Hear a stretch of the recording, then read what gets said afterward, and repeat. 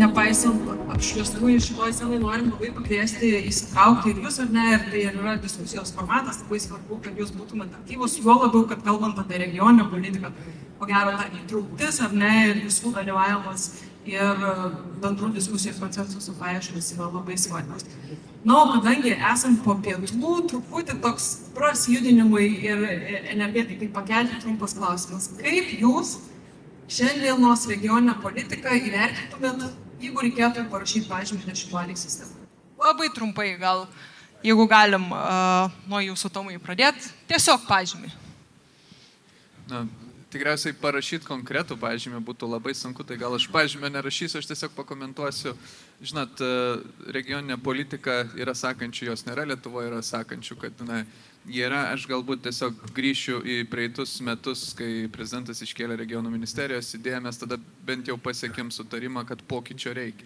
Tai jeigu pokyčio reikia, tai reiškia, tas pažymys nėra labai aukštas. Ir kodėl taip yra, aš sakyčiau, čia yra dešimtmečių tikriausiai valstybės požiūris ir šitoje vietoje rasti atsakingą, nes dažnai noris rasti kažką atsakingą, ar ne, mes tikriausiai nerasim, bet dabar reikia galvoti apie tai, ką galim padaryti, kad tą regioninę politiką mes turėtumėm ir jie būtų stipri.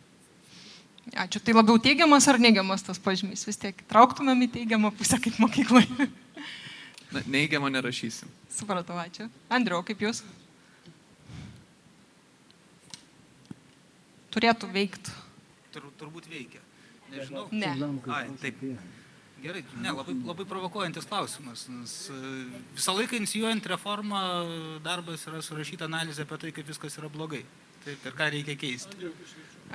Taip, dabar gerai. Tai, bet gerai, salė turbūt nedidelė, tai gal ir mikrofonų nereikės. Reikės. Gerai, tai nežinau, sakau, jeigu, kaip sakant, cituot tą rašytą ministerijos koncepciją, tai viskas labai blogai, bet greičiausiai yra patenkinamai visgi, nes regioninė politika yra jauna politika ir jinai visgi irgi keliavo tais tam tikrais iteraciniais etapais. Nuo visiškos centralizacijos iki nedidelių pokyčių, kartais didesnių, bet aišku, jie nėra pakankami.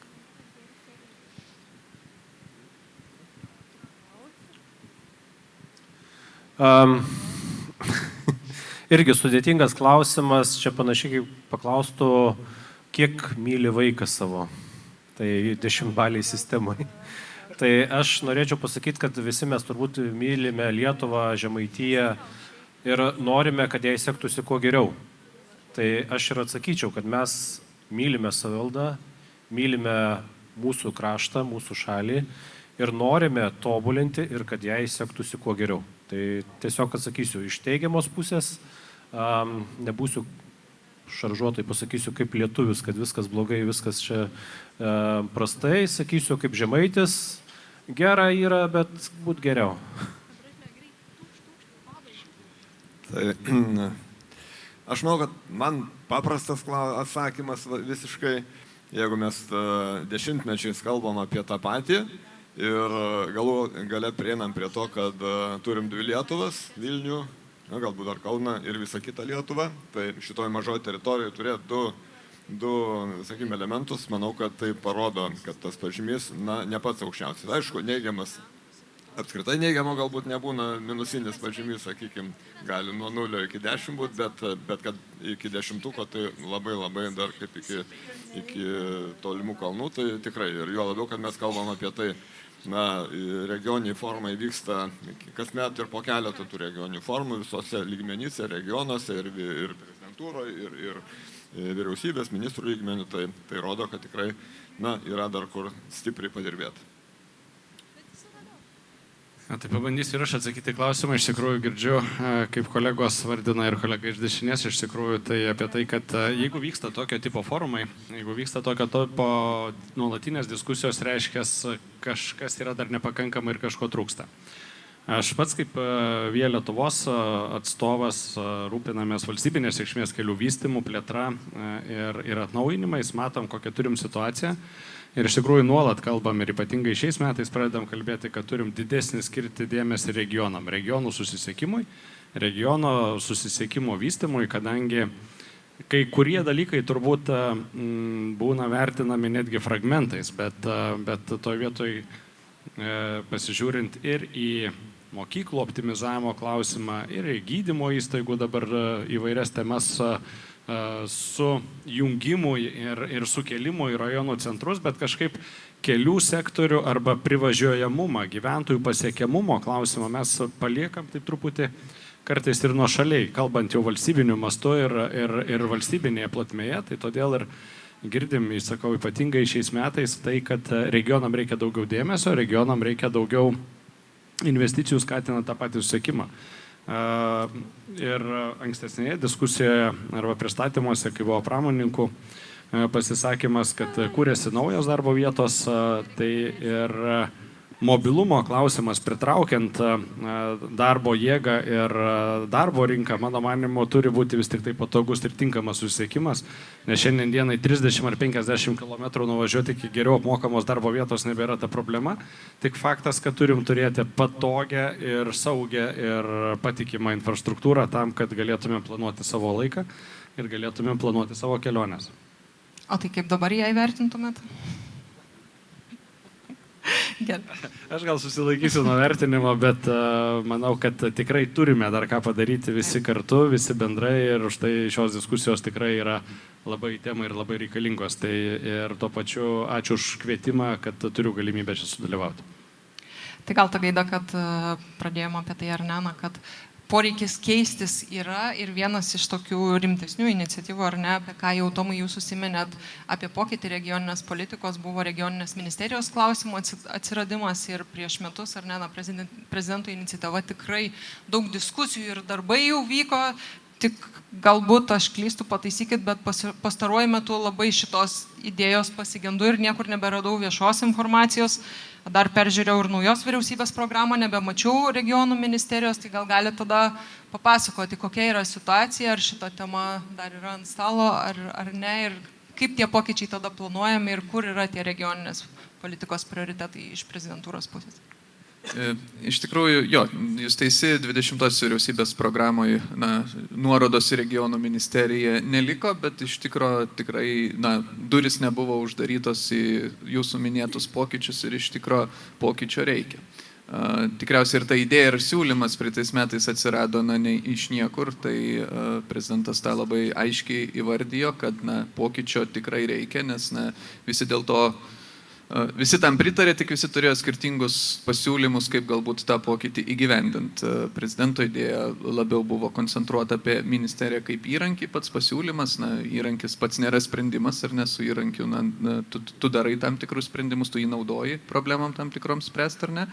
Tai čia vienas akcentas, kitas dalykas yra, kad mes per eilę metų, dešimtmečių, sakykime, iš tikrųjų minėjau, kad tai jauna politika, tikrai taip, bet tai iš kitos pusės tai yra politika, kuri turi derint skirtingų sričių veikimą, ar ne, nes, kaip pavyzdys, jeigu mes darom mokyklų tinklo pertvarką, ar ne, ir nežiūrim, kokį tai efektą duos ateityje, tai tu gali, uždarydamas vieną mokyklą, tuo pačiu sunaikinti ir kultūros tam tikrą židinį, tam tikroj teritorijoje, kas vėliau prives prie sekančių pasiekmių. Tas pats ir sveikato, ir kitose srityse, taip pat susisiekimo srityje. Tai šitoje vietoje tas noras buvo matyti, kad valstybė pasiūlyt, kad valstybė matytų horizontaliai ir tas politikos sritis, kurios dabar yra ir kurios dažnai nedera ir kurias tikrai mes matėm labai gerai, kaip jos nedera ir vienur vieni sprendimai, kitur kiti sprendimai, sritis kuruojamos vienos, dviejų, trijų ministerijų, neleidžia mums judėti tokiu greičiu, kokiu mes norėtumėm. Tai šitas siūlymas buvo orientuotas į tai, ką mes pamatėm per pastaruosius metus, iš tikro, indikavau šiandien ir su ministru kalbėjom, kad iš tikro per pastaruosius metus apie regioninę politiką kalbėjom tikrai daug. Matėm, kaip akademikai pradėjo rašyti apie regionų politiką, matėm, kaip viešoje erdvėje atsirado daugybė straipsnių ir kas provokavo diskusiją, reikia ar nereikia ministerijos, kokios reikia ir panašiai. Tai šitoje vietoje regionų plėtros tarybos, kurių tikriausiai seniau įvardinti negalėjo daugelis, net ir viešajam diskurse patapo minimas terminas. Tai pokyčiai yra, pokyčius mes girdim, taip, šiuo metu vyriausybės programoje konkrečiai ministerija nėra įvardinta, bet tikriausiai matėte ir ministro pristatymą apie regioninę politiką. Kadangi yra tikrai seniau dirbančių ir daugiau mačiusių merų, bet aš Man neteko matyti vidaus reikalų ministro taip detaliai piešiančio regionų ateitį ir regioninės politikos akcentus dėliojant.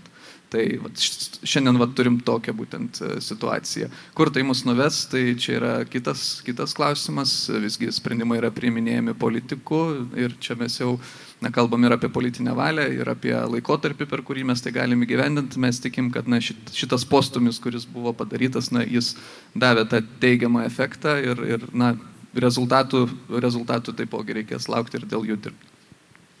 O kas tada bus atsakingas už tų rezultatų pateikimą ir kadangi jūs jau užsiminėt apie vidaus reikalų ministeriją, žiūriu gal į Andrių Valicką.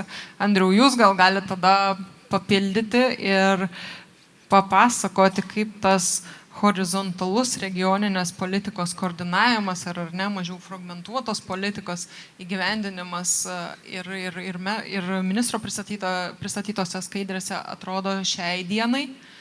Kokie įrankiai yra atsiradę ir kaip tie įrankiai gali prisidėti prie regionų stiprinimo ateityje, ar yra dar papildomų priemonių planuojama ir kaip ta mūsų regioninė politika ir jos visų laukiamas pokytis atrodo iš šiandienos perspektyvos.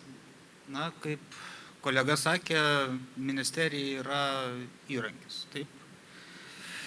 Teoriškai gali egzistuoti ir ministerija pavadinimu vidaus reikalų ministerija.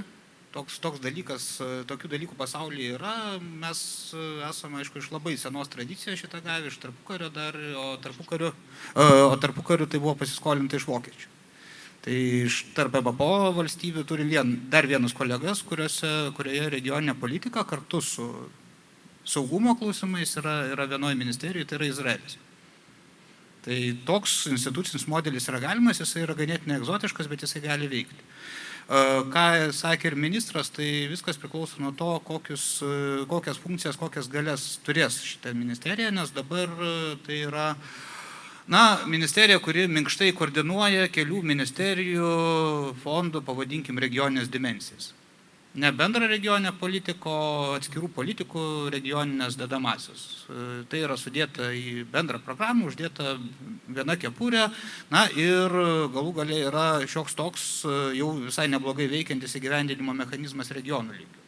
Tai yra tas planavimas iš apačios vyksta, bet jis vyksta apribotose rėmuose, jisai vyksta su apribotų priemonių turiniu. Tai vienas iš dalykų, kurį realiai galima pakeisti, tam reikalingas ir regionų indėlis ir be abejo valia iš centrinės valdžios, tai yra suformuoti tas regioninės priemonės iki galo iš apačios.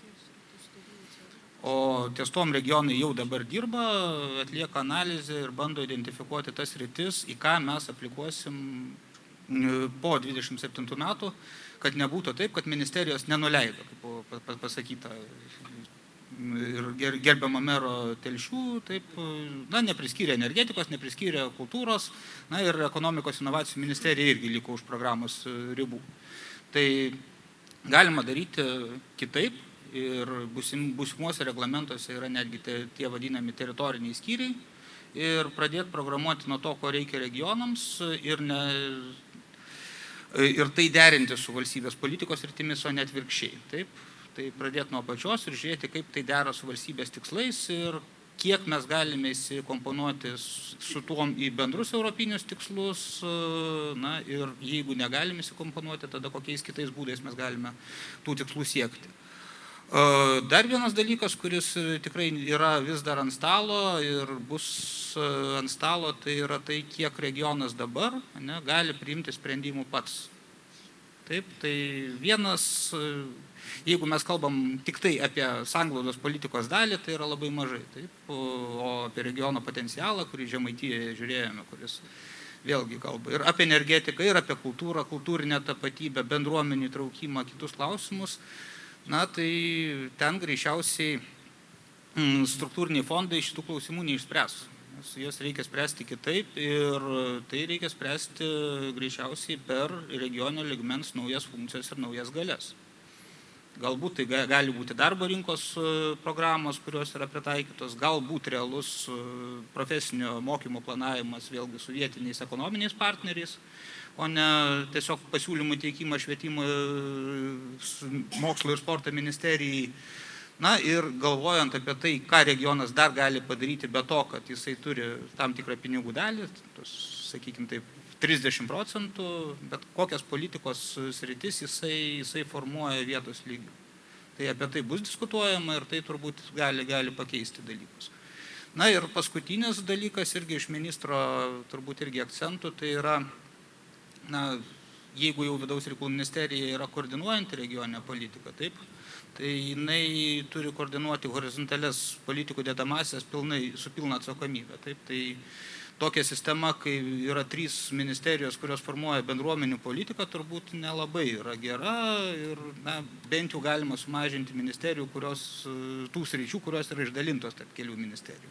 Čia kalba gali būti ir apie tą patį teritorijų pasiekiamumą arba viešai transportą, kuris na, yra truputį platesnė tema negu transporto infrastruktūra. Ir čia galima kalbėtis, kad transporto paslaugos ir visos apskritai judumo sistema, kuri Lietuvoje yra irgi labai fragmentuotas dalykas, nes mes turim socialinių paslaugų dalyje judumą, mes turim vadinamą judumo paslaugą iš paslaugų šeimai paketą, mes turim pacientų pavėžėjimą, mes turim moksleivių pavėžėjimą, mes turim 2 lygių, galbūt greitai turėsime 3 lygių viešojo transporto sistemą ir tas dalis galima iš tikrųjų politikos formavimą visgi palikti vienose rankose ir taip jinai gali veikti šiek tiek geriau. Ar ministerijos yra pasirengusios perduoti į vienas rankas šitų funkcijų administravimą? Na, tai, kaip sakant, čia klausimas yra ministerijom. Tai tokie sprendimai niekad nėra paprasti ir inercija bus stipri, bet jeigu bus politinė valia, tai mes tai mielai vykdysim. Ačiū. Gal, Arvydai, jūsų norėčiau paklausti, kaip iš regionų pozicijų, ar jūs esat pasiruošę prisijimti daugiau atsakomybės ir galios tuo pačiu? Turbūt pasakysiu taip, suprimityvinsiu atsakymą. Savivalda visą laiką nori gyventi taip, kad duokit pinigų, neaiškinkit, kaip gyventi. Tai su pinigų atėjimais, su kitais dalykais ateina ir atsakomybė. Tai natūralu, kad norint formuoti, kaip sakė, ES fondai visokie, kad bus atsižvelgta į savivaldybių tam tikrus lūkesčius, ne visą laiką savivaldybių lūkesčiai atitinka ES pačios strategijas. Tai, pavyzdžiui, aš sutinku, kad daug dėmesio skiriama socialinę atskirtį patiriantiems žmonėms, kitiems dalykams, kitiems klausimams įspręsti. Bet ar tai yra savivaldybei gyvybingumo klausimo sprendimas? Nes šiandien pirmoji daly kalbėjome apie ekonominius rodiklius, apie verslą. Iš esmės, kas yra gyvybinga savivalda? Ko reikia, ar ne? Nes, dovanokit, bet man toksai dabar jausmas yra, kad mes kažko laukiam. Gerai, prezidentas ėmėsi iniciatyvos dėl ministerijos apskritai pradėti diskutuoti, kad reikia kažką daryti, žmonės, telkimės. Tai man toksai šiuo metu pojūtis, kad yra tik tai prezidento noras. Visi kiti tokie, ką čia dabar, reikia. Trečdalis mokytojų yra kaip ir arti pensinio amžiaus, bet kažkaip išsispręs, kažkas kitas išspręs. O tokio susitelkimo, suėjimo, aš nežinau, gal toksai geras sąvoka sąjūdis, gal reikia pagaliau iškelti tikslą, nes, pavyzdžiui, turėjom kokius tikslus pagrindinė Lietuva, ar ne? Europos Sąjunga, NATO, euro įsivedimas, toliau į organizacijų įstojimas. O kokį dabar turim pagrindinį Lietuvos tikslą? Šiaip pagalvokim, retoriškai. Teoriškai Lietuva 2050 pagrindinė vizija turėtų. Taip, bet aš turiu mintį fundamentinį tokį, kad telktų visą bendruomenę. Pavyzdžiui, turėtumėm tokį regionai gyvybingi, prezidentas pradėjo tą diskusiją, labai gerai. Bet aš suprantu, sunku vienam pavežti, kaip pats to degi ir taip toliau.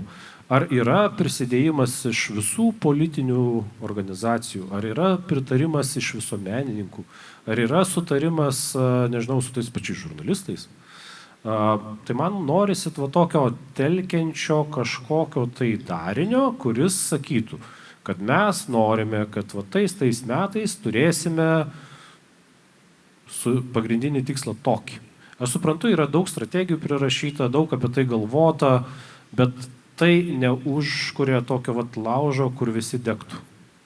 Bet ar regionų plėtros taryba negalėtų būti tokia santalka, kalbant apie Raseinių savivaldybę, Kauno regioną, ar ne, kada jūs susitelkėt ir sakot, žiūrėkit, bet mūsų regione mes turim tokį matymą ir tokią viziją ir tada matyt gal kiti regionai nes daug kalbam apie tą iš apačios kylant iniciatyvą. Taip, panašu, kad link to einama, bet savivaldybės irgi yra labai skirtingos.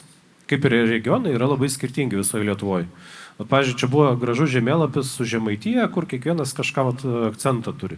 Pavyzdžiui, kuo Raseiniai yra ypatingi, ar ne? Turizmo prasme mes esam unikalūs, bet labai siauram sektoriui. Religinio turizmo. Mes turime Šiluvą, kur yra pirmasis Marijos apsireiškimas visoje Europoje pripažintas Vatikano. Tai kiek mes jį išnaudojam, tai yra kiek pačiai savivaldybei įdomu. Kiek valstybei tai įdomu? Klausimas. Tai aš čia labai nesiplėtodamas tiesiog sakau, kad kiekviena savivaldybė, kiekvienas regionas yra unikalus su skirtingais poreikiais.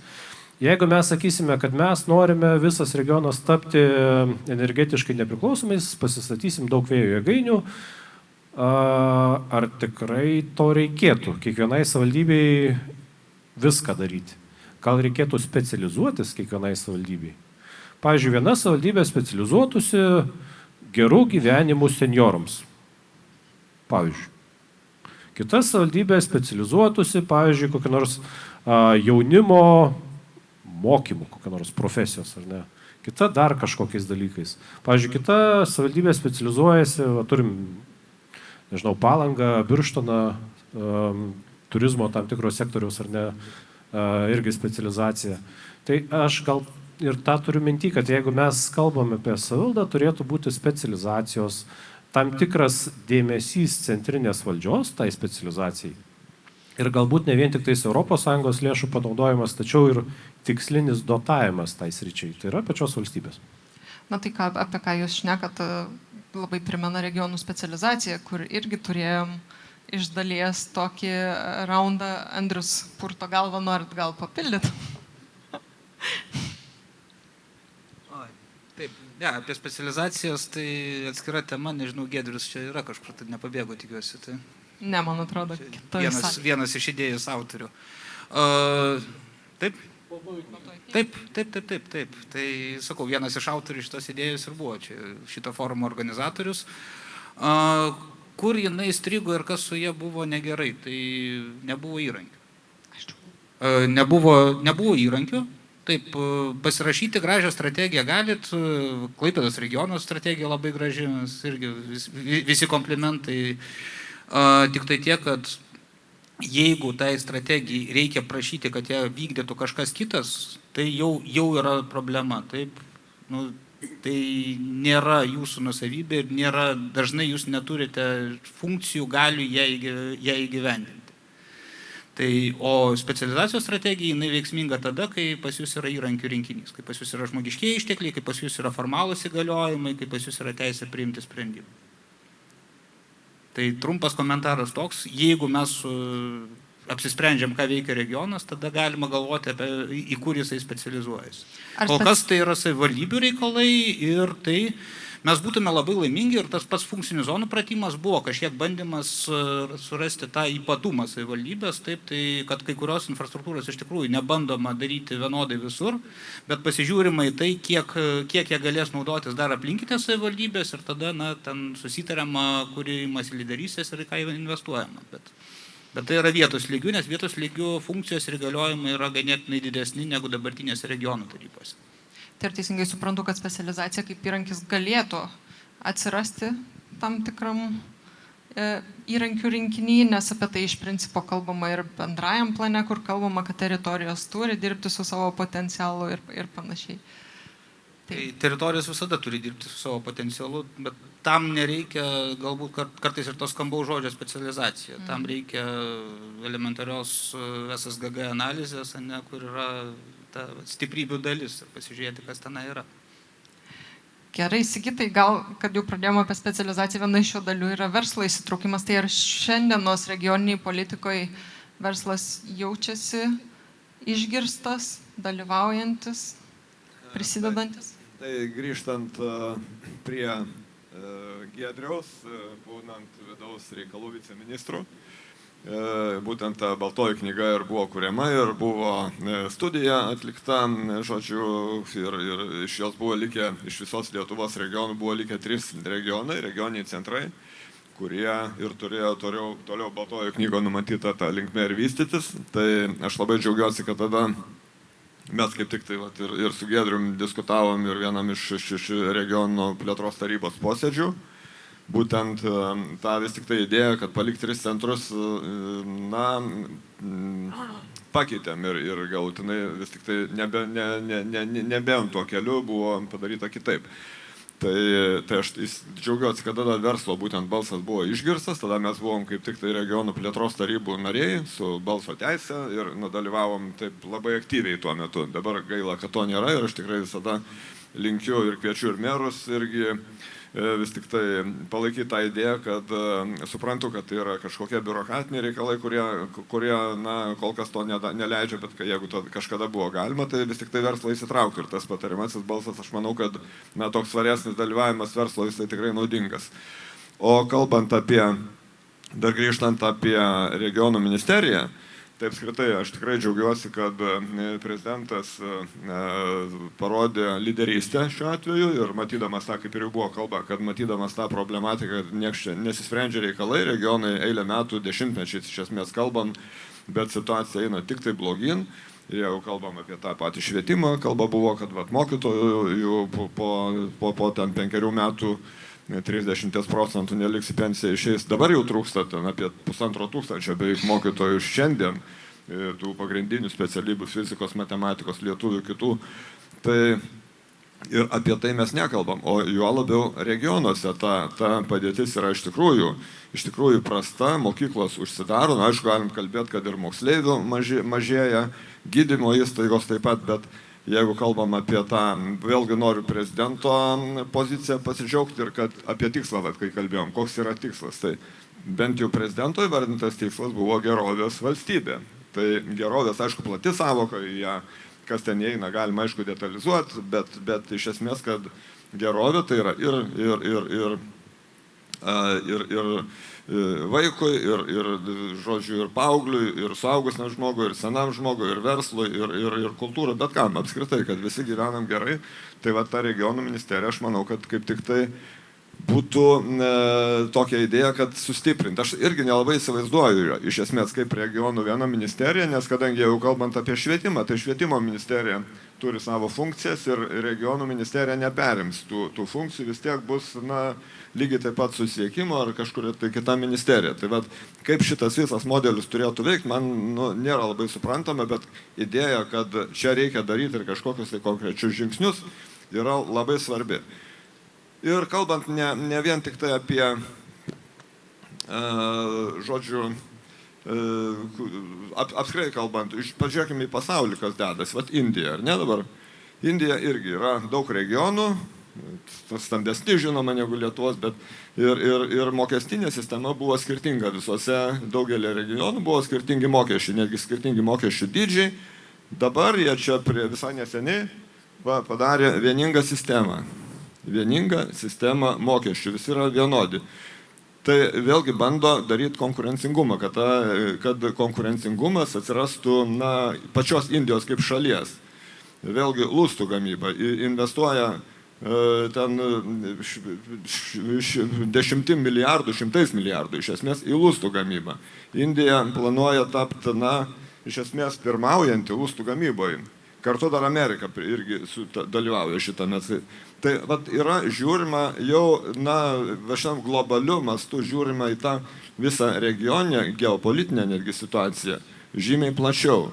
Mes šiandien, Lietuvoje kol kas to nematom ir žiūrėkim, pinigai, ateina pinigai, vis tik tai nemaži, sakykime, irgi ten 4 milijardai numatyti iki 30 metų, na galų gale, kad ir Žemaitijos regionui, karinio miestelio 600 milijonų, tai irgi vis tik tai nemaži pinigai ir apie tai reikia galvoti, kad mes kalbam apie savivaldybės, bet savivaldybė turbūt tų karinių objektų sprendimų ypatingų neprims. Aišku, reikia derinti su jais, bet vis tiek strategija formuojama šitų klausimų kartu. Poligonai, mokomosios teritorijos derinamos.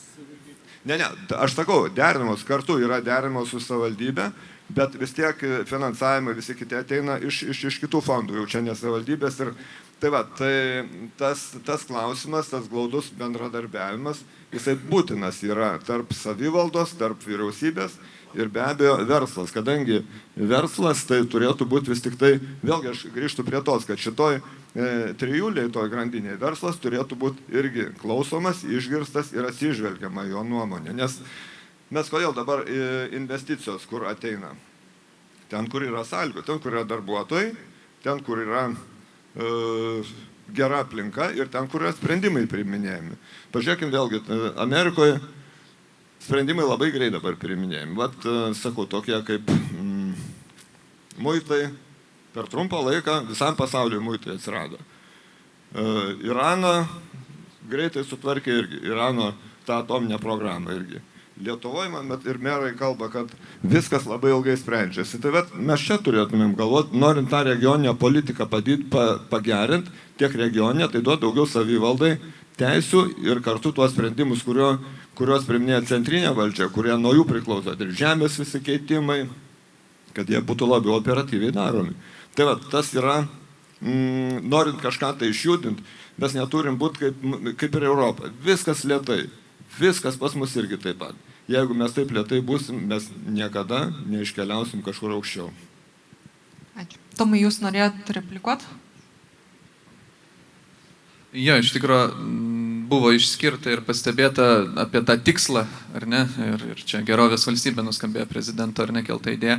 Tai kažkada prezidentas tą labai puikiai paaiškino, kad tai yra apie atskirčių mažinimą. Tai ką daro atskirtis, ar ne? Visose srityse mes turim regioninę atskirtį, bet yra ir daugiau jų, ar ne? Bet, visuomenė polarizuojasi, kyla tam tikros socialinės problemos, matom šiandien labai aiškiai tos padarinius, ar ne, kai iškyla tam tikros grupės, tam tikros politinės jėgos ateina, ar ne, ir tai nėra vien Lietuvoje, tai yra visam pasaulyje, ar ne, tie procesai. Tai šitoj vietoj, grįžtant prie regionų, ar ne, tai jeigu palyginsim Skandinavijos šalis, tai ten skirtumai tarp turtingiausio ir mažiausiai pasiturinčio regiono siekia iki 1,5 karto, ar ne, Lietuvoje, tai mes, Andrius patikslins, bet 2,5, netgi iki 3 kartų gali būti tie skirtumai, ar ne, lyginant Vilnius su Utena ar kitais regionais. Tai ir ta situacija, jinai negerėja, ta situacija, ji nesitaiso ir statistika to nerodo, ne tik statistika, bet tai prezidentas apvažiavo visą Lietuvą ir per pastarosius 5 metus. Tai iš tikrųjų, svarstant apie tą tikslą, tai galbūt tas tikslas ir yra atskirčių mažinimas, regioniniai srity, tai yra regioninių atskirčių mažinimas. Ir, čia vėl įrankius visi minėjo, ar ne, tai įrankis buvo pasiūlytas. Kitas dalykas iš tikrųjų yra, čia buvo klausimai dėl, kaip ministerijos reagavo, ar ne, arba ką žurnalistai sakė, kaip merai reagavo. Iš tikrųjų šito mes stokojam šiek tiek kaip visuomenė, tenka tą pripažinti. Mes labai drąsiai norim kritikuoti, mes labai drąsiai norim kaip sakant, išsakyti savo nuomonę, bet labai retai mes ateinam ir su pasiūlymais. Mes kažką siūlom, mes norim prisidėti, mes kažką norim kurti kartu, ar ne? Tai šito mes tikrai turim ir čia yra dar viena vieta, apie ką mums reikėtų galvoti, ar ne? Jeigu kažkas neveikia, jeigu ateinam su pasiūlymu vienokiu ar kitokiu, ar ne, kritika yra viena, bet visą laiką norėtųsi tų konstruktyvių pasiūlymų visur, nuo viešosios medijos iki Seimo ir panašiai, ar ne? Tai tas ves į kažkokį tai produktyvumą, į kažkokį tai rezultatą. Tai aš tik dar norėčiau pridurti irgi, kad mes dabar kalbam apie tą atskirčių mažinimą, tai vėlgi paimkim tą pačią visai neseniai dar buvus ne Palucko vyriausybė, bet prieš Palucką, kuri visą kadenciją, žodžiu, išbuvo. švietimo, žodžiu, aukštojo mokslo. Kolegijų jungimas, vat, šitas žingsnis buvo padarytas ir labai buvo stumiamas, iš esmės, buldozerių. Rodikliai užduoti pasiekti 29 metais kolegijom, kad turėtų įgyvendinti ir žodžiu, tuomet liktai turėtų būti visi tie daromi jungimai. Bet kažkodėl tai 29 metam rodikliai, o procesas pats prasidėjo iš karto. Nu, tai turbūt nenormalu, jeigu užduodi kažkokį pasiekti rodiklį, tai ir laukia iki to termino, jeigu yra terminas duotas, o nepadarai kažkokį žingsnį. Tai vat, ką noriu pasakyti, kad mes kalbam apie regioninę politiką, bet kartu iš esmės uždarom, ilgainiui uždarom kai kurias aukštasias mokyklas ar kai kurias profesinės galbūt mokyklas, kas buvo po šito jungimo žingsnių darant. Tai vėlgi noriu grįžti prie prezidento ir tikrai pasidžiaugs prezidento poziciją, lygiai taip pat ir įvairios institucijos, sakykime, mokesčių inspekcijos buvo užsimota jas sujungti, padaryti centrinę mokesčių inspekciją, taip, išlaidos kažkiek galbūt mažėja, nors ypatingai, neypatingai, nes vadovai, sakykime, ten aukščiausio lygio vadovų tik tai lygmenį mažėja. Bet ir prezidentas, buvo irgi kartu ir diskutavom su prezidentu tuo, kad jo nuomonė vis tik tai regionuose turi likti žodžiu tam tikros institucijos, kad regionai neprarastų savo svarbos ir kad jie, iš esmės, nepradėtų pasidaryti visišką periferiją, visišką provinciją. Tas pats, kalbant apie švietimą, bet jeigu nelieka aukštojo mokslo regionuose, ar ten Plungėje, ar Telšiuose, ir pas jūs kolegijos yra, ar ne, irgi, sakykime, ar ten Alytuj, ar Marijampolėj, dar kažkur Panevėžy, tai įsivaizduokit, kur tie žmonės darbuotojai bus. Jeigu išvažiuoja studijuoti į Vilnių, tai iš esmės jisai didelė tikimybė, kad Vilnių ir liks tasai darbuotojas, jisai negrįžtų turbūt tą rajoną, nes, vis tiek ten. Kitas klausimas, jeigu, sakykime, jungia konkrečiai Šiauliai ir Panevėžys, dvi kolegijos jungiasi. Tai ir netgi tuo metu susijungus viena programa yra vienoje kolegijoje, kita keliasi į kitą kolegiją. Tai tada iš esmės tam studentui iš Šiaulių geriau važiuoti į Vilnių, negu važiuoti į Panevėžį, arba iš Panevėžio irgi geriau važiuoti į Vilnių, negu į Šiaulius. Tai tą reiktų visuomet galvoti, kokį žingsnį mes padarom. Yra vietos, kur turbūt taupyti nereikia, ir ypatingai švietimas. Švietimas yra tas prioritetas nuo darželio, nuo mokyklos, nuo gimnazijos iki aukštojo mokslo, kur mes turėtumėm kaip tik tai investuoti. Čia yra pati investicija didžiausia į žmogų. Mes dabar kalbam, nėra inžinierių, mes neturim, mokytojų apskritai nėra, kas tuos inžinierius mokys. Tai čia mes turėtumėm investuoti, nes tai yra mūsų perspektyva, mūsų tas jaunimas, kas iš jo užaugs, tą, ką mes jį parengsim, tą, ką paruošim, tą mes turėsim perspektyvą į Lietuvai.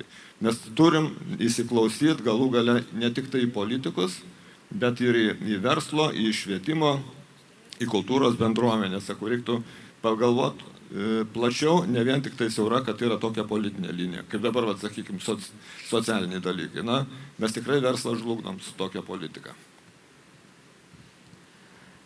Martynai, jūs, kad paėmėt mikrofoną, tai gal tada prie dar vieno niuanso prieikim regionų mobilumo, ar ne? Ir buvo čia užsiminta pirmoji dalyje apie junglumą kaip vieną iš regionų gyvybingumo aspektų.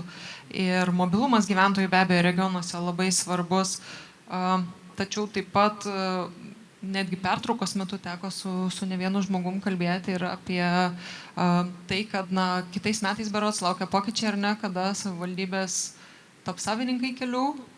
Ir girdėjau, kad informacijos nėra daug ir tas toks komunikacinis pasimetimas vis dar egzistuoja, tai gal jūs galit pasidalinti informaciją, kas yra planuojama, kaip tai atsilieps regionam ir kaip tai prisidės prie efektyvumo regionų konkurencingumo. Klausimas tikrai geras, kur kol kas neturim pilnų gal ir atsakymų. Tai vis tik tai pati idėja buvo tai, kad per miestus ir miestelius einantis rajoniniai keliai, jų atkarpos atitektų savivaldybėms. mintis ir idėja tam, kad savivaldybėm perimus kelius mažėja jiems nustatyti reikalavimai, lyginant su valstybinio tinklo keliams taikomams reikalavimams ir lygiai taip pat savivaldos turbūt galėtų lengviau ir paprasčiau investuoti į kelių atnaujinimą, tiek kuriant prieigą gyventojams, tiek kuriant prieigą verslams. Tai įstatymas yra patvirtintas šių metų pradžioje, metodikos ir aprašai, taip vadinkim, yra šiuo metu pateikti, mano žiniomis, Susisiekimo ministerijos yra pateikti vyriausybei. Tai yra dar pakankamai nemažai diskusijų ir tikrai daug turim susitikimų tiek ministerija, tiek su ministerija, tiek su savivaldybių asociacija, kur iš tikrųjų yra įvairių klausimų. Vienos savivaldybės, kurios didesnės, jos jau ir šiandien dienai periminėja dar daugiau kelių, negu mes planavom. Kitos savivaldybės natūralu turbūt laukia ir lūkestis yra, ir bus toks lūkestis, kad tie keliai būtų sutvarkyti iki tinkamos būklės, nes nepaslaptis per pastaruosius turbūt 10 metų investicijos į valstybinį kelių tinklą, ypatingai regionuose, jos buvo ganėtinai apribotas. Ir šiandien dienai, ką mes turim bendrai Lietuvoje apie 60% kelių, kurie atitinka nustatytus reikalavimus, kokybinius ir nustatytus parametrus. Žemaitijos regione, kaip tik atvažiuodami žiūrėjom, tai geresnė situacija negu visoje Lietuvoje, tai yra 62%. Bet suprantam, kad tai turbūt toks truputį pajokavimas, tik ir pastražavimas toj blogoje vietoje, kurioje mes esam. Tai faktas, kad tos investicijos turi ateiti, turi didėti, turi gerėti susisiekimas ir junglumas tarp skirtingų rajonų, tarp skirtingų miestų, ypatingai, kur buvo kalba apie tai, kad ir mokslo institucijos, ir gydymo įstaigos, ir kiti dalykai, ką aš ir minėjau. Tai dėl perdodamų kelių kol kas tikslaus atsakymo nėra, kaip tai turi realizuotis. Ir čia turėsim dar ne vieną diskusiją tiek spalio mėnesį, be abejonės, kad iki naujų metų būtų pilnas aiškumas ir pilna situacija, kaip savivaldybės turi elgtis ir kaip mes turim tos kelius perduoti. Tai nėra didelis kilometražas valstybiniu mastu, tai yra apie 1000 kilometrų per visas savivaldybės, bet vis tiek savivaldybėm tai yra taip pat tam tikras poveikis, kalbant ne tik apie tų kelių šiandieninę būklę, kokie jie yra, bet taip pat klausimas yra apie kelių priežiūrą tiek žiemos, tiek vasaros periodų. Savivaldybėm lygiai grečiai kalba eina apie tai, kad didinamas ir finansavimas. Tai jau šiais metais buvo padidinta 5% kelių priežiūros ir plėtros programos lėšos, tai grubiai apie 27 milijonų eurų papildomai buvo savivaldybėm jau perduota, taip pat vertinam ir kitus metus turėtų būti dar plus 5%, priklausomai nuo tai, kokio dydžio bus patvirtinta KPP programa. Tai faktas, kad turim papildomai investuoti, turim papildomai žiūrėti ir papildomai gerinti susisiekimą tarp regionų. Arvydai, girdėjot, kad pinigų gavo daugiau, tai ar esat pasiruošę jau šitam žingsniui? Taip. Ne, jeigu rimtai, tai aš suprantu ir Vėjo Lietuvą ir kitus sprendimus, nes ne viskas vieno jų priklauso, nes turime kaip pavyzdys daug bendradarbiavimo sutarčių su Vėjo Lietuva, bet tiesiog jiem pinigų nėra, nes jiem neskiria. Tai aišku, geriausia būtų, kad paprastą gyventojų statistiką, paimkim rajone, jam vienodai šviečia kieno kelias. Jam reikia, kad jisai būtų prižiūrėtas, tvarkingas, neslidus žiemą ir taip toliau. Tai būtų geriau, kad visi keliai priklausytų vienam šeimininkui. Tai natūralu. Tai turbūt arčiausiai žmonių yra savivalda, tai savivalda teoriškai kaip ir turėtų prižiūrėti, tačiau ar lygiai greičiai keliauja lėšos tų kelių priežiūrai, jo to kelio amortizacijai, galiausiai jo kapitaliniam remontui ir taip toliau. Tai šią akimirkai to nėra, bet šiek tiek didėjimai tam tikrai yra, bet pilnoje apimtyje lūkestis visą laiką yra didesnis. Aš suprantu, kad šią akimirkai valstybė tokių lėšų neturi, kad visus sutvarkyti kelius ir automatiškai perduoti, bet palaipsniui aš manau, kad tai yra geras sprendimas. Kada jau bus kažkokia strateginiai planai, vat, pavyzdžiui, viską atiduoti, absoliučiai visą infrastruktūrą, tai tada turėtų būti kalbama ir apie deramą finansavimą. Nes čia turbūt statistiniai tokie duomenys apie Raseinių rajoną, tai mes turime rajone daugiausiai visoje Lietuvoje, ilgiausių kelių, man atrodo, ilgiausią kilometražą suprasta danga. Jeigu ten toks rodiklis kažkoks yra, kiek prisimenu, tai ar mes vienas valdybė įveiksim, kad nors tų kelių sutvarkymą? Nu, turbūt neįveiksim. Ar tam reikės didelių pinigų ir kažkokių strategijų? Aš manau, kad reikės. Nes, pavyzdžiui, dabar yra strategija, kaip pavyzdys, nutiesti greitkelius, jungiančius mūsų Lenkiją. Strategija yra rekonstruoti visus tiltus, tai visa tai yra gerai. Bet lygiai grečiai, norint regionuose, kad būtų patrauklų verslui, reikia geležinkelio europinės vėžios į Klaipėdą nuo Kauno, kuri galėtų eiti per Raseinius ir Žemaitiją. Nes palei autostradą labai gerai statyti išeitų, tai toli medžiagų nevežti ir visą kitą. Tai aš kiekvienam ministrui susiekimo tą patį pasakoju ir Lietuvos atstovų visą laiką pasakoju, bet pajuokaujant taip galima šnekėti. Bet jeigu rimtai, tai manau, kad savivaldai reikėtų tapti šeimininkais turto esančio savivaldui. Ar mes esam pasiruošę perduoti ir įgalinti tiek savivaldas tvarkytis ir tapti pilnaverčiai šeimininkais? Nežinau, Andriau, Tomai, jūs gal galite sureaguoti? Ne, tai turbūt, kad galim. Nes šiaip, jeigu kalbėt apie kelius, tai yra dar vienas infrastruktūros objektas ir jeigu savivaldybė, sakykime, sugeba tvarkyti su tokia sistema kaip miesto gatvės, kurios yra dažnai daug sudėtingesnės inžineriškai ir visai kitaip, tai kad rajonkelį galės prižiūrėti savivaldybė ir turės tam pakankamai žinių ir kompetencijų. Taip, klausimas kitas yra, ar jos turės pakankamai biudžeto tam dalykui. Tai čia apie tai turbūt čia klasikinis pokalbis ir praktiškai su bet kokiom funkcijom iš savivaldybių asociacijos mes visą laiką girdėsim tą patį. Taip, įkainuokit ir taip pagal vietos savivaldos chartiją funkcija turi eiti su finansais. Ir čia labai teisingas derybinis klausimas, aš lygiai tą patį daryčiau. Šiaip nuvažiavus ir į daugelį regionų, į daugelį savivaldybių, vienas pagrindinių klausimų, kas rūpi žmonėm, tai yra keliai. Iš tikro, merai tą puikiai jaučia. Tai jaučiam ir mes keliaudami kartu su prezidentu. Tai iš tikro ta idėja perduot kelius, ji tikrai logiką turi ir tas naudos atėjo taip ir padidėjęs ir šiais metais ir sekančiais finansavimas ir reikalavimų sumažėjimas ir galimybė valdyti tuose miesteliuose savo kelius ir panašiai, bet mes girdim ir kitą pusę sako, bet negana. Aš turiu omeny kai kurias savivaldybės, ar negana.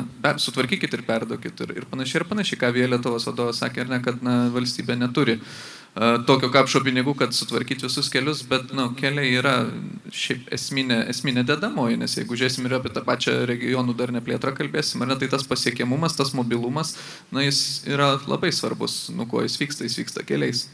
Mes šiandien pavėžėjom mokinius, pavėžėjom pacientus iki gydymo įstaigų ir panašiai, ar ne? Tai ta visa amortizacija, kuri patiria ir čia kaštų naudos analizė, ar ne, kiek mums kainuoja, kad tas tinklas nėra sutvarkytas.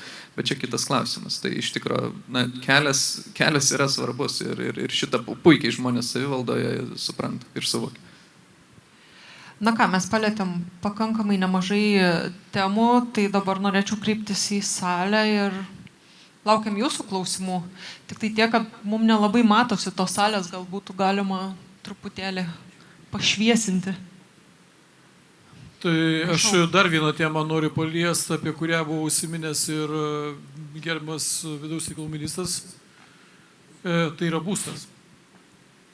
Mes savivaldybės įmamės ir gyvename, pavyzdžiui, regioninės svarbos projektus su pramonė. Ir labai geras pavyzdys yra, sakykime, ten tikrai sėkmės atvejis yra su Akmenės savivaldybė. kai atėjo Vakarų medienos grupė ir pramonė pajudėjo labai stipriai viršų, tą pajuto ne tik tai Akmenė, bet pajuto ir Šiauliai, ir Joniškis, ir Latvija, ta pati Aucija ir visi kiti. Bet atsiranda antras lyginis klausimas. Šiandien jie kelia klausimą dėl būstų statybos. Ir va šito vietoje mes tiesiog matymo norėtumėm ir iš gerbiamo Tomo, kaip prezidentūros atstovo, iš kitų. Ar jūsų matymas būtų koks? Jeigu eina regioninės svarbos projektas, ten, kur numatoma įsteigti 100, 200, 300, 400 darbo vietų, natūralu, kad reiks būsto. Ir ar gali jūsų matymų lygiagrečiai būti logiškai daroma su būstu, tam, kad būtų galima ne konkurso tvarka, su įsipareigojimais pastatyti būstą, skiriama valstybinė žemė taip pat. Koks jūsų matymas to klausimu? Aš pamenu prieš metus, gal du, apie būsto politiką mes diskutavom ir iš tikrųjų mūsų Irena Segalovičienė, tuo metu patarėja vyriausia prezidento, kėlė šitą būsto politikos klausimą. Ir tada mes, pamenu, sulaukėm ir pažado iš aplinkos ministerijos dar praeitoj kadencijai ir Seimo, kad paruošim strategiją ir šitą failą mes spręsim.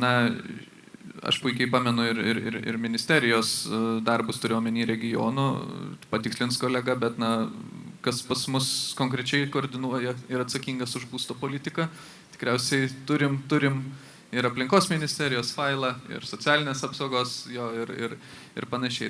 Tai va čia ir yra esminis, man atrodo, klausimas iš tikrųjų. Tai kas yra formuotojas šitos politikos, kitas klausimas, ar mes turim tą politiką. Mes girdėjom, kad rengiama koncepcija.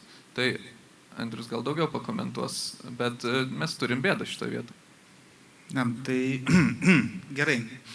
Kadangi jau paminėjot, taip, yra tokia politika, kuri egzistuoja pasaulyje, Lietuvoje nėra prieinama būsto sąvokos netgi.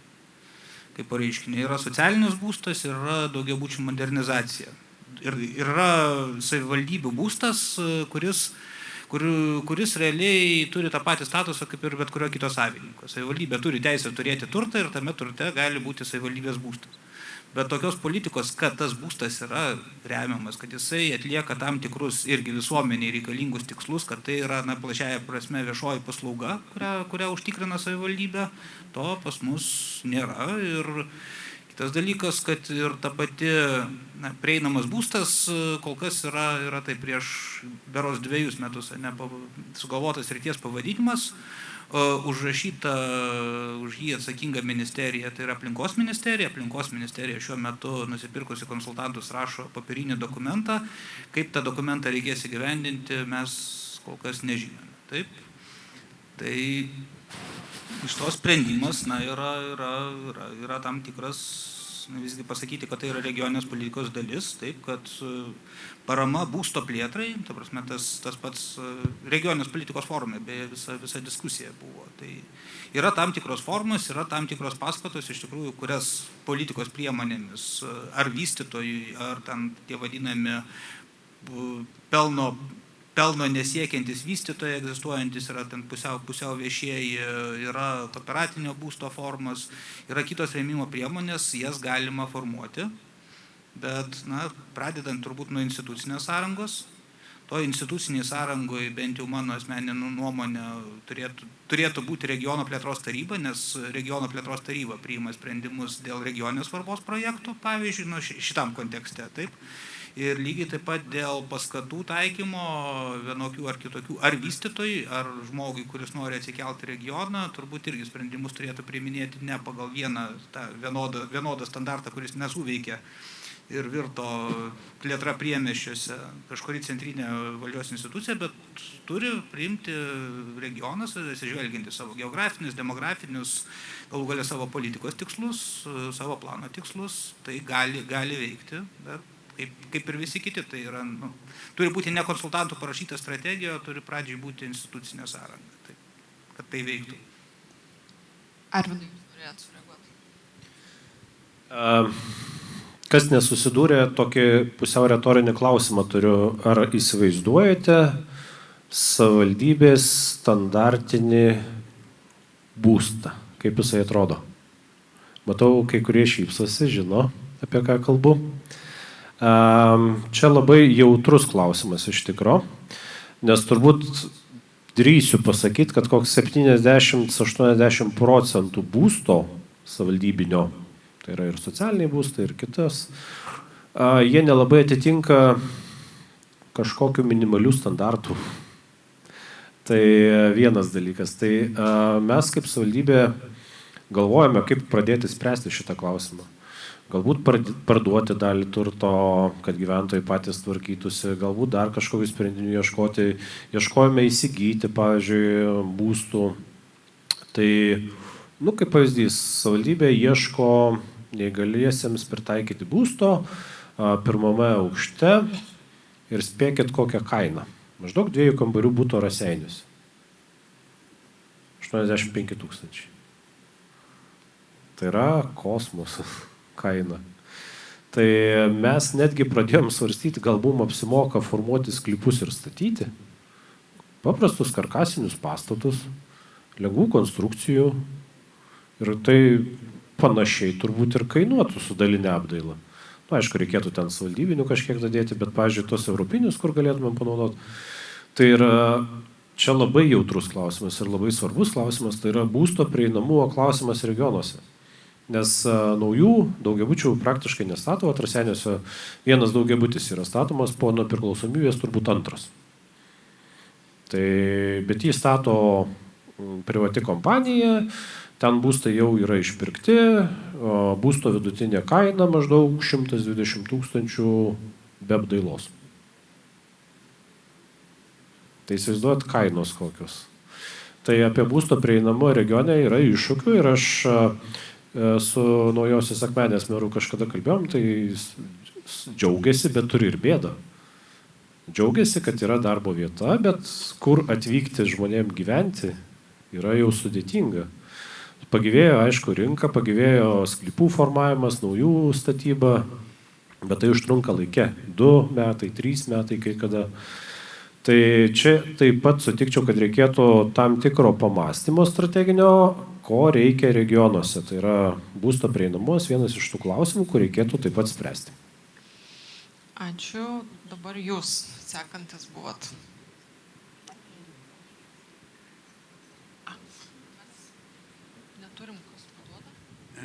Kągi, nematau Giedriaus, kažkaip toks liūdnumas pradėjo imti, nėra to šaržo.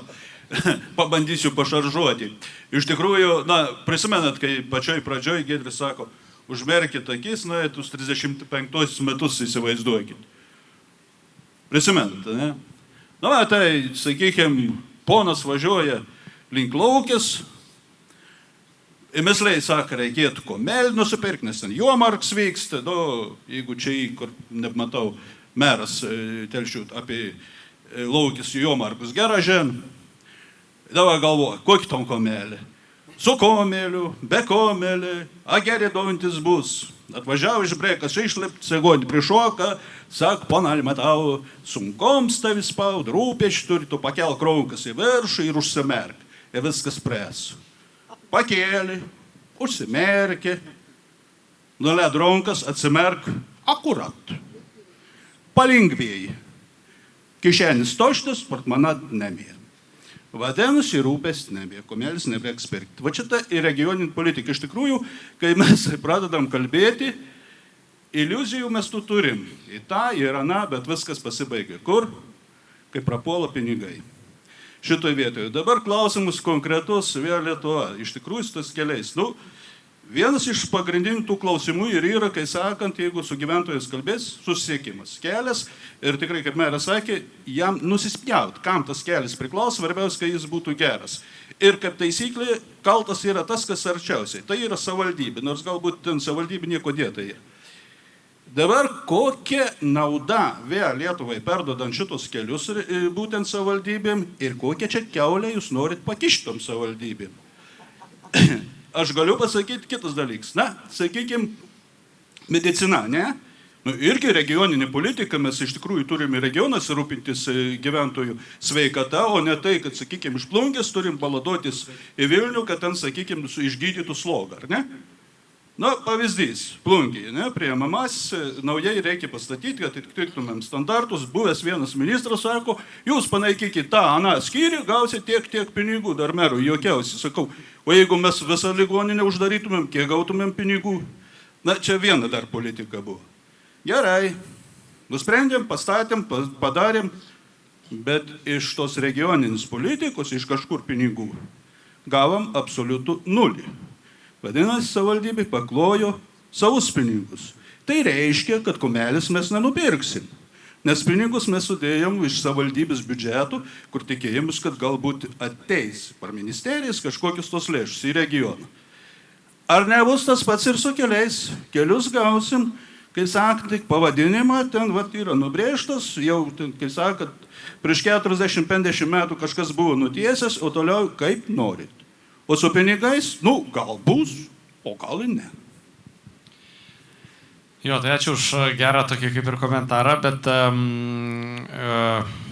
įstatymas gimė, koks gimė. Lietuva pati nėra įstatymo leidimo institucija ir tikrai už tos dalykus tik tai vykdom įstatymus, kaip ir didžiaja dalim visi gyventojai arba verslų, ką mes turim iš tikrųjų. Tai kiaulės arba, kaip jau sakėt, pakišimo savivaldybėms tikrai toje vietoje nėra. Ir kas buvo minėta ir prezidentūros atstovo, vis tik tai yra tai, kad savivaldybei valdant rajoninės reikšmės kelius arba turit prieigą prie rajoninių kelių, kaip ir kalbėjom, tiek gebėjimas greičiau ateiti su remontais į tam tikrus ruožus, tiek verslo prieigos, tiek gyventojų prieigos, tiek reikalavimai savivaldybės vietinės reikšmės keliams šiandieną yra gerokai žemesni negu valstybinės reikšmės tinklui. Ir kalbant per Via Lietuvos mastą, Via Lietuva valdo bendrai daugiau kaip 21 000 valstybinės reikšmės kelių. Iš jų 9 000 kelių kilometrų yra o atitinkamai rajoninės reikšmės keliai. Tai 25 metais tie 5%, kurie iš KPPP papildomai atiteko savivaldybėms, tai buvo apie 27 milijonai. 24 metais visiems 9 000 kilometrų rajoninės reikšmės kelių Via Lietuva kasdieniniai priežiūrai. Vasaros priežiūrai, žiemos priežiūrai būtent skiria 27 milijonus. Tai reiškia, kad jau šiais metais iš mūsų kaip patikėtinių turto valdytojų jau atitinkamai mes netekom didesnės dalies pinigų, negu kad, nes keliai tai visi likę šiais metais. Mes juos ir toliau prižiūrim, mes juos remontuojam tiek, kiek galim. Ar jie pakankamai remontuojami? Tikrai ne. Visi matom, kad infrastruktūros būklė tikrai nuo 2008 metų turbūt, kai buvo pasaulinė krizė ir buvo sėkmingai pasinaudota arba pradėta mažinti finansavimas infrastruktūrai ir tos lėšos naudojamos kitom reikmėm, tai tas dalykas taip ir neatsistatė. Krizė kažkada baigėsi, ekonomika vėl užaugo, pensijos ar ten kiti dalykai buvo kaip ir atstatyti, bet finansavimas į kelius išlikęs tas pats. Ir šiandien dienai, ką mes matom, tai matom iš tikrųjų tai, kad su tokiu finansavimu, kokį mes turim, palaikyti kelių būklės esamam lygmenį yra tiesiog neįmanoma. Ir tą puikiai matot ir pačiuose rajonuose, regionuose, ypatingai su rajoninės reikšmės keliais. Ten normalesnio remonto turbūt 10 metų nėra buvę niekur, praktiškai. Tai kadangi pagrindinis dėmesys šiandien tai yra avarinės arba kritinės būklės tiltai, kurių yra daugiau kaip 120 jau šiandien. Ir ryte, kaip sakau, su kolegom dar diskutavom, atvažiuodami vieną tiltą iš vis uždarėme eismui. Šiandien atrodo apylanka netiek ir daug, 3 kilometrai. Jeigu tai važiuoji kartą į savaitę, tai viskas gerai, bet jeigu važiuoji kiekvieną dieną bent 4 kartus, tai yra 12 kilometrų. Jeigu važiuoji visus metus, tai jau skaičiuokim, kokia tai yra įtaka tiek į verslą, tiek į gyventojus, tiek į kitus klausimus. Tai finansavimas natūralu yra, arba nėra jis pakankamas tam, kad infrastruktūros būklę mes galėtumėm palaikyti bent jau esamam lygmenį, koks yra dabar, kuris taip pat nėra tenkinantis, bet kad galėtumėm kilti ir viršų. Tai turim ir nestandartinių sprendimų, natūralu, ieškom, kaip už esamą biudžetą, už esamas lėšas galėtumėm padaryti daugiau, kaip galėtumėm suremontuoti kelių daugiau. Ir tikrai šiais metais sugrįžom nedidelę apimtim, tik tai 30 km į krašto kelius, kas vėlgi eilę metų nebuvo. Lygiai taip pat darbai prasideda ir rajoniniuose keliuose. Tai nėra pakankamas dar intensyvumas ir pakankamas tempas. Bet iš tikrųjų šiandien manom, kad savivaldybės arba savivaldos tikrai turbūt gali padaryti kažkuriuose vietose daugiau. Kaip ir minėjau, perdavimo tokio kaip ir klausimas yra pradėtas, bet jis tikrai nėra baigtas. Ir yra įvairių svarstymų, kad galbūt dalį infrastruktūros pagerinti, dalį infrastruktūros galbūt sutvarkyti, o dalį infrastruktūros tikrai savivaldybė su mielu noru jau šiandien dienai perima, tik tai kad jie atitektų greičiau ir kad greičiau spręstosi savivaldybės ir rajono klausimai. Tai čia tikrai nėra, kad kažkam kažkurioje vietoje mes kaip Via Lietuva galėtumėm pakišti arba įkišti. O biudžeto atitinkamai mes taip pat neformuojam ir mes netvirtinam. Mes esame išreiškę poreikį, mes esame išreiškę matymą, kaip turėtų būti finansuoti keliai ir kiek turėtų būti finansavimo.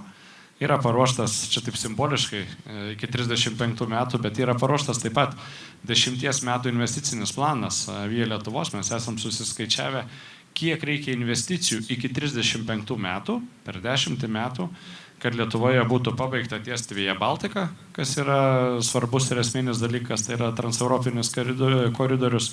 Toliau turim sutvarkyti visus kelius, kad jų bent 80% Lietuvoje būtų su tinkama asfalto danga, neturėtume avarinės būklės tiltų, nes grįžtų prie tų pačių tiltų, kad nutrauktas maršrutas arba apribotas maršrutas, ypatingai žemės ūkis pakankamai stipriai su to susiduria kiti verslai, kai yra ribotas svoris, ašinė apkrova, kiti dalykai, tai natūralu nutrūksta maršrutas arba jis išilgėja kartais, 10-20 km reikia iki savo dirbamų laukų, kaip pavyzdys, važiuoti toliau. Tai bendras lėšų poreikis iki 35 metų vidutiniškai yra ne mažiau kaip 1,5 milijardo eurų į metus, tam, kad per 10 metų mes infrastruktūros lygį pakeltume visoje Lietuvoje. Tai pagrindinis prioritetas vis tik tai šiandien yra tiek magistraliniai keliai ir automagistralės, nes bendram tiesiog galbūt žinojimui tai yra per šios kelius pravažiuoti daugiau kaip pusę visų Lietuvos automobilių per metus. Ir natūralu avarinės būklės tiltai. Ir iš pakeistų technologijų, iš supaprastintų arba įvestų naujų naudojimų medžiagų mes manom, kad galim kiekvienais metais padaryti daugiau su to pačiu biudžetu, ką pabandėm šiais metais ir automagistralėse, ką darom rajoniniuose keliuose, ką darom krašto keliuose. Tiesiog ieškom variantų, kaip už tai, ką turim, galėtumėm padaryti daugiau ir padaryti komfortiškesnį susisiekimą gyventojams. Tai tiek galiu atsakyti turbūt. Ačiū. Aš jau žiūrėdama į laikrodį paprašysiu visų tiek klausėjų, tiek atsakytojų kalbėti trumpiau. Dabar tuoj bandau eilės nepamesti. Jau atsakė. Gerai. Prašau, jūs sekantis ir tada jūs. Tai laba diena. Esu Violeta, Seimo narė iš Kretingos, tai šnekėsiu žemaitiškai, jei kas nesuprast, perklausti. Tai Eglė uždavė turbūt labai sunkiai klausimą jums visiems apie ką vertinat regioninį politiką ir ne vienas nedrįsot įvardinti to pažymį. Tai po vieną dalyką, ko jūsų manimo, asmeniniu manimu trūkst, kad 2035 parašytumėt Reibį 8? Aš žemaitišką atsakinėti ar... Jūs sakėt, diskusijai atsakysit, tai prašau. Jo, tai aš asmeniškai, bet iš tikrųjų aš sakyčiau įrankio. Įrankio, kuris tą politiką kuruotų, kuris tą politiką ir įgyvendintų. Tai atsakymas toks, o antras dar būtų bendradarbiavimas regionuose. Bendradarbiavimas tarp savivaldybių ir savivaldos, norėjimas, galėjimas dirbti kartu. Ne žiūrint vienos tik savos savivaldybės intereso, bet žiūrint ir planuojant tai regioninę apimtim, ar ne? Tai taip trumpai. Taip, nežinau, mano siūlymą pavogė, bet sakyčiau taip, bendradarbiavimas regione, taip labai svarbu, tai yra ta bendrų tikslų siekianti strategija. Kol kas mes link to po truputį einam, bet tai yra ir kultūros pokyčiai. Kitas dalykas yra centriniai valdžios susikalbėjimas, kas yra dar dažnai sudėtingiau. Tos kelios regioninės politikos, tampančios tom regioninės politikos dedamosių, mane tikra politika. Tai aš sakyčiau, kad pradėti bent jau nuo to, kad kiekvienas sprendimas, kuris veikia regionus, turi nevienodą poreikį, būtų įvertintas prieš tai ir nebandoma nuo to išsisukti. Aš turbūt sakyčiau, ko reikia, ar ne? Tai pirmiausiai, ko dabar trūksta, tai yra užsidėgymo. Nes turim, pavyzdžiui, strateginius tokius valstybinius reikalus. Nacionalinis saugumas, ar ne? Kad visi susitelkėm, visi turim bendrą interesą, partijos irgi liktais sutarė, praktiškai visos, yra išimčių, bet tai yra telkiantis momentas, ar ne? Tai šiuo atveju irgi reikia visų sutarimo, kad tai yra būtina ir tai yra svarbu. Dabar šiek tiek mes konkuruojame tarp savivaldybių. Konkuruojame dėl mokytojų, konkuruojame dėl darbo jėgos tam tikros, konkuruojame dėl investicijų, mes konkuruojame. Bet mes norime išlikti kaip regionas. Norime būti stiprus, visi. Tai reikia kaip tik tokio telkiančio, uždegančio, nežinau, vienijančio visus susitarimo. Kad tai būtų ne 8, o 10. Tai kai buvo per praėjusiu kažkada teko dalyvauti irgi regiono forumą, sako, jeigu ar meras, atrodo, ar kažkas, bet iš vyriausybės sako, jeigu verslas taip dirbtų, tai bankrutuotų.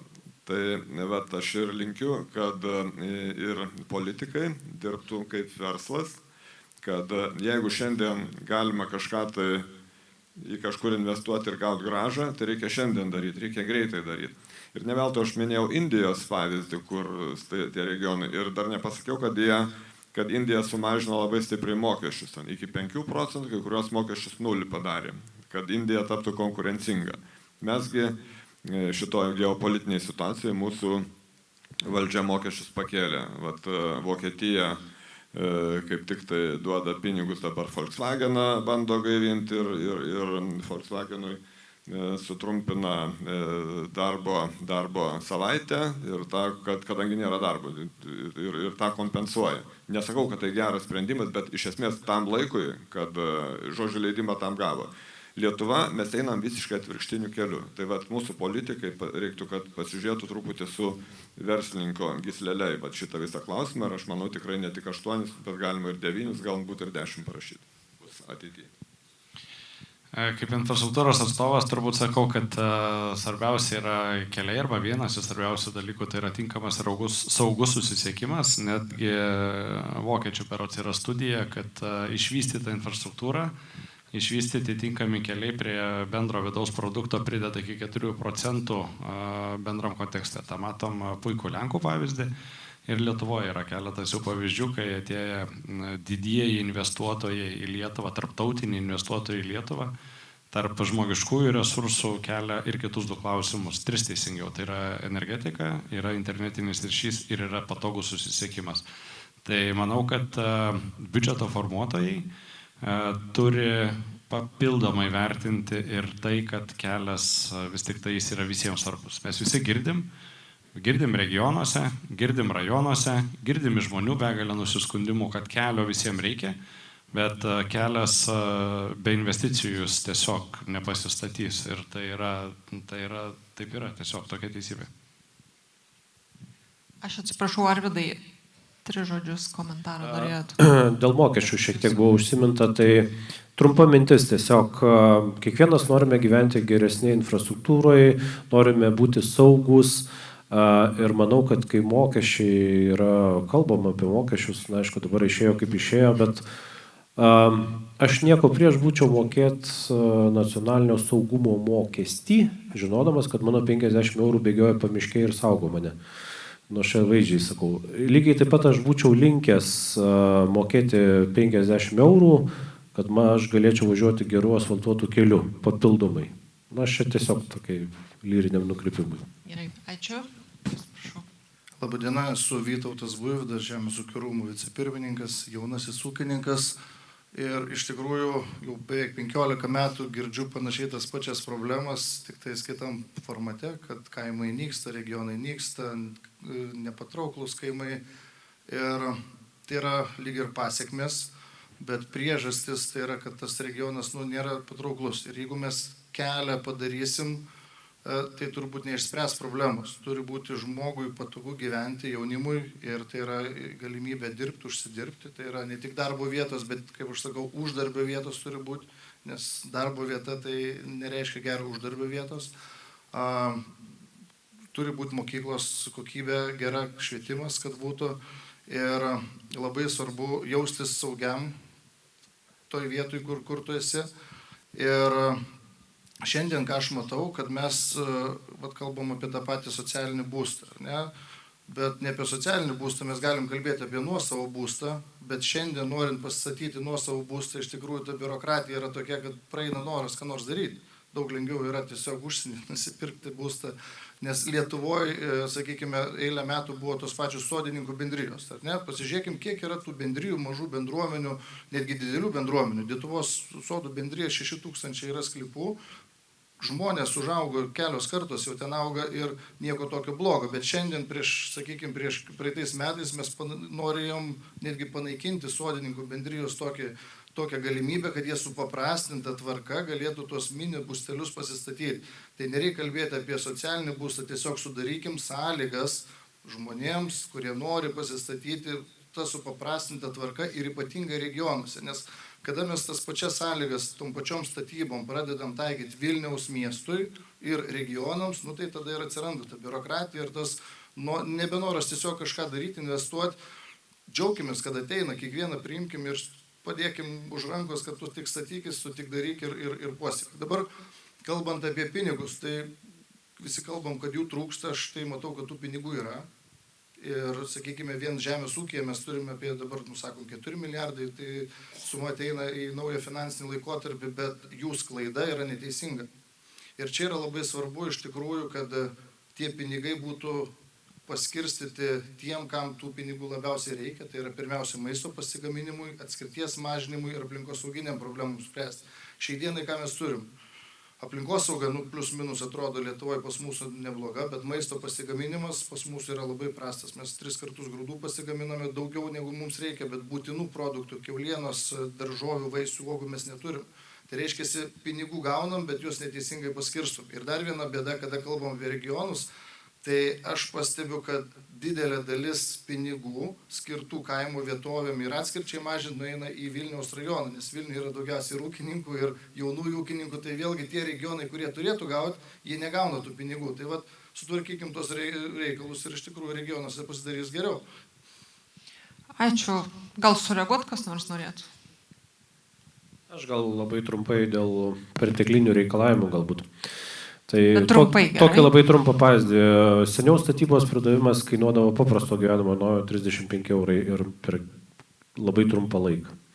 Dabar kainuoja kokios 1500 ir užtrunka mėnesį, porą mėnesių panašiai.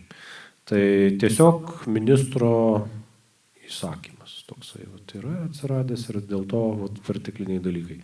Tai tiesiog reikėtų, kai buvo kažkada Saulėlydžio tokia komisija, tai reikėtų irgi kažkokio biurokratinių, perteklinių reikalavimų mažinimo ir pasitikėjimo žmonėmis ir verslų komisija, kuri peržiūrėtų tai. Gal irgi dar vieną trumpą repliką, tai čia vėl iškyla klausimas. Atsiprašau, dėl to paties perteklinio reikalavimo. Gali būti, kad tas reikalavimas yra neperteklinis, sakykime taip, didesnių miestų priemiesčiuose, kur yra ta reali driekos problema ir kur paskui nesusitvarkoma nei su aplinkosauginiais reikalais, nei su infrastruktūros užtikrinimu. Ir čia yra problema turbūt centrinės valdžios sprendimų priėmimo, kad tas sprendimas yra daromas vienodas. Tai dėl to mūsų kažkoks požiūris yra tas, kad kiek įmanoma tų sprendimų variaciją daryti regioninį ir priiminėti regioną. Tada galimai, kur reikės, bus ribojama tiek, kiek reikia, kur galima, pavyzdžiui, atgaivinant tą patį kaimą, tai taip, visai kitokia statyba yra ir visai kitos problemos.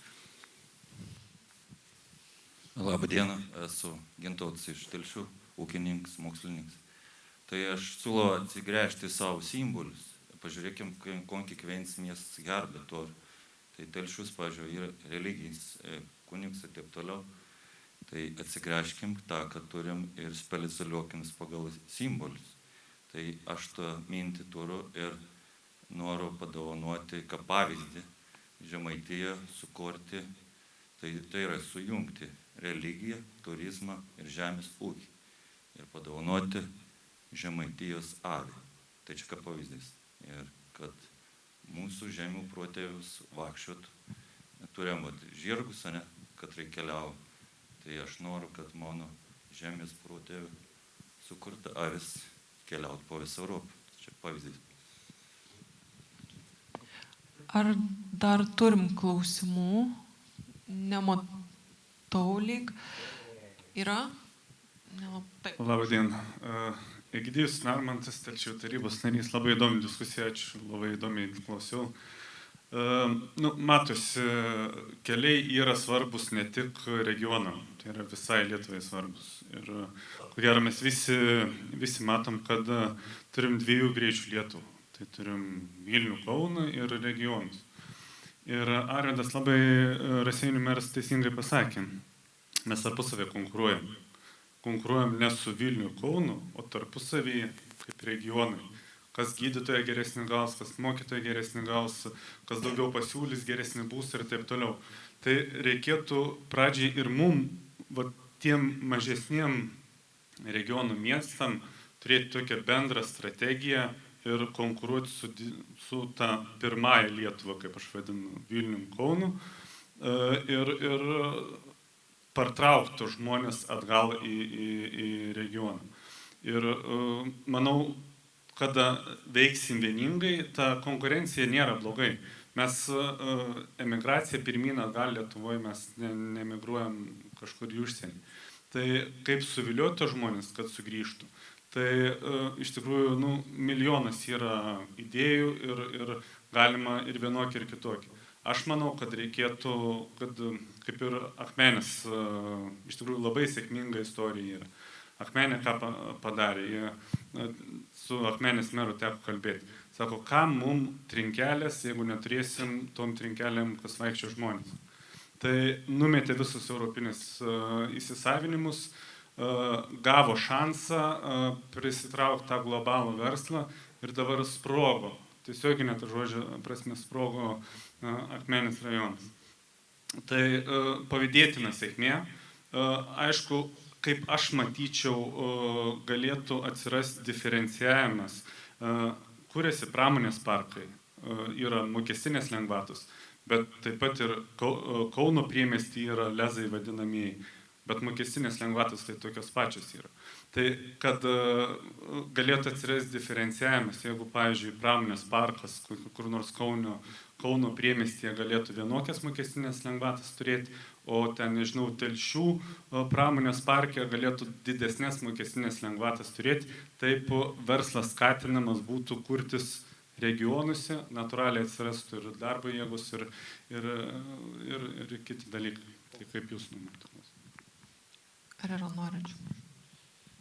Tai konkuravimas, jisai yra iš esmės gerai ir jisai niekur neišnyks iš tikrųjų tarp įmonių, ir tarp savivaldybių, tarp kiekvieno, visas pasaulis konkuruoja ir tas yra, jisai visuomet bus ir iš to kaip tik tai reikia pasisemti naudos, o kad konkurencinius kažkokius tai saugiklius įvest galėtų, tai čia tai aš manau, kad vyriausybė, ar mes kai kalbam apie regioninę politiką, atskirties mažinimą, tai kaip tik tai tuos regionus, kuriuose yra kažkokia tai probleminė situacija, ar dabar kalbam apie atlyginimų skirtumą, sakykime, ir vidutinį atlyginimą tarp Vilniaus ir kitų, ten Marijampolės ar Alytaus, ten kažkurių tai mažiausių regionų. Tai va čia reiktų galvoti, kaip tą kompensacinį mechanizmą sugalvot, kad vis tik tai galėtų išlaikyti ir darbuotojus, ir kita vertus pagalvoti apie tą, mes darbuotojų trūksta, bedarbystė yra didelė, 7%, taip dabar berods. Tai va čia reiktų galvoti, mes kiek išleidžiam pinigų į tą socialinės pašalpas visokias, kai turim pavyzdžių, kai buvo savivaldai duota pakontroliuoti truputį tuos pašalpų gavėjus ir ten po porą milijonų ištraukė būtent iš to, tie, kuriems iš esmės nepriklausančios pašalpos yra. Tai vat, mes į šitą pusę mes kuo toliau atveriam tą mūsų biudžetą ir išdalinam tos pinigus ne ten, kur reikia. Tai vat, jeigu mes nukreiptumėm ten, kur reikia, aš manau, kad tų pinigų užtektų ir būtent šitiem konkurenciniam kompensaciniam mechanizmam būtų galima padaryti. O šiaip tai aš turbūt nebegausiu žodžio paskui, tai aš noriu iškart pasidžiaugti žemaičiais, kad jūs iš tikrųjų linksmi esat ir jūs turit konkurencinį pranašumą. Jūs kalbat kita kalba, praktiškai visi kalbat kita kalba, sakėt, neturit vienos raidės, bet aš žiūriu, jūs turit dar kažkokią tai visai kitą raidę, kurios nieks neturi, vat vidury, tarp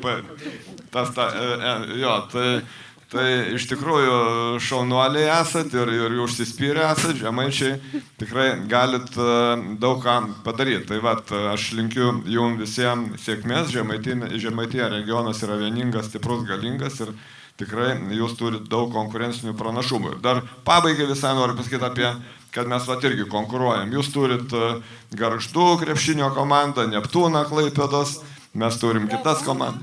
Kaip? Dragūną Klaipėdos.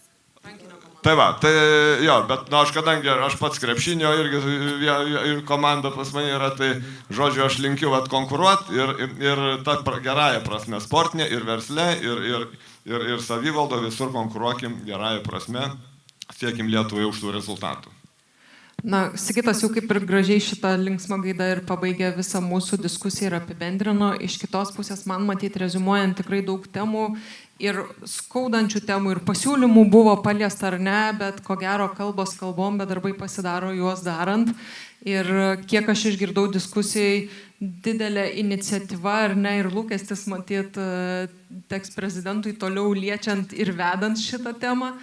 Didžiulis darbas, ko gero, nukris vidaus reikalų ministerijai ir matyt vietos savivaldai įgyvendinant tuos išsakytus lūkesčius, planus ar ne, ir bandant po truputį daryti tuos pokyčius ir gauti laukiamą rezultatą.